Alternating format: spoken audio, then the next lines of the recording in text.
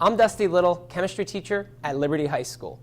In previous videos, we showed you how to do some pretty amazing things involving chemistry that you could do right at home. What you're going to see today, you should not try at home. So don't attempt to do any of this on your own. I'm going to show you what I like to call the boom balloon. And you'll see why I call it that in a little bit.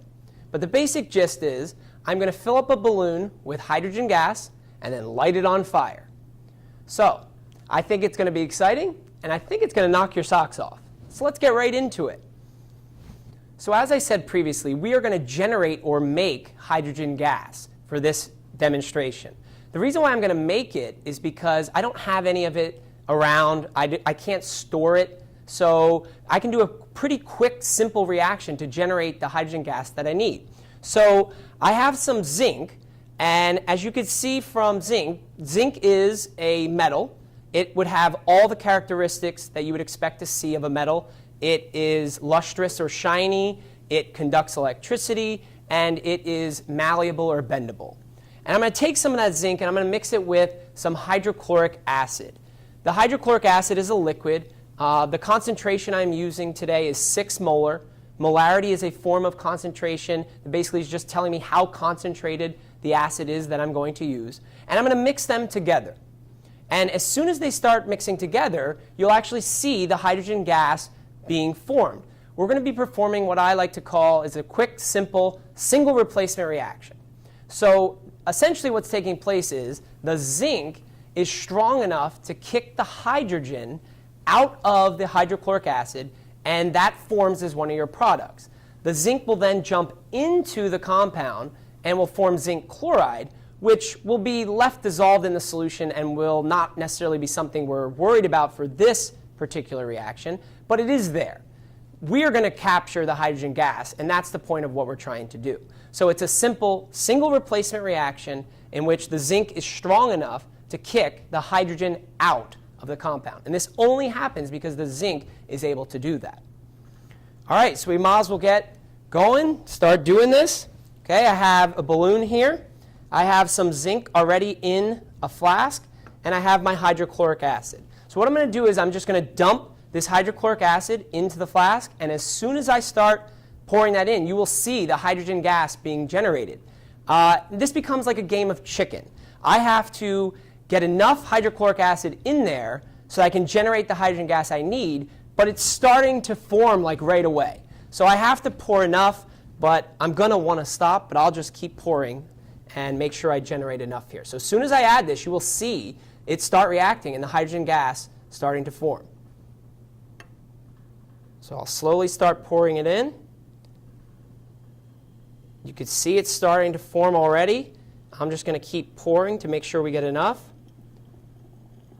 I think I got a good amount in there. So now I have the balloon. Put this on top, and I'll hold it there. You can see it's bubbling away there. It actually looks pretty violent, but all that's really taking place is that that hydrogen gas is being generated. If you would feel the flask, it is quite warm. This is an exothermic reaction, which means energy is given off, and you can actually feel that energy being given off because it feels very warm. So the balloon is filling up with that hydrogen gas that we are generating. Remember, this is a single replacement reaction.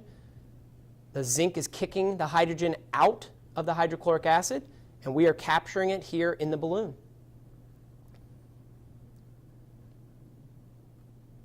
I'm going to give this a little swirl.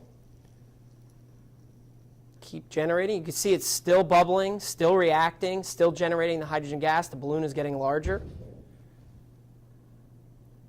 And it's quite warm.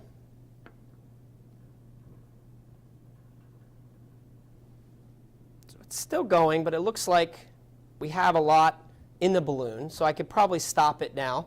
All I'm going to do is pull the balloon off, set the reaction off to the side, and I'm going to tie the balloon off. All right, set that over here. We got a good amount of hydrogen gas in the balloon, so I'm just going to tie it, make sure it's nice and sealed. And then I'm going to tie it to this string, because if I let this balloon go right now, it would float, and it would go right up to the ceiling.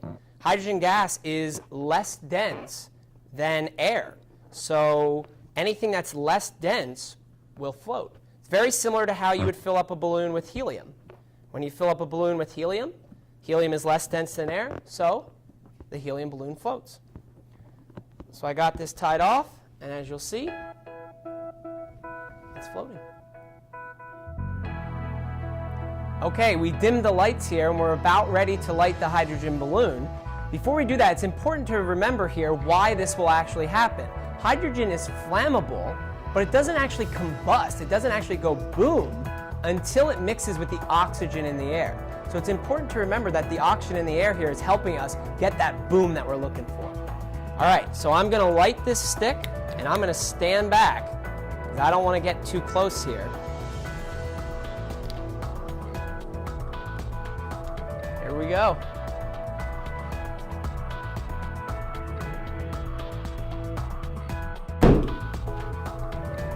Wow, look at that. Wasn't that exciting? The boom balloon, chemistry at Liberty High School. Can't wait to see you when you get here.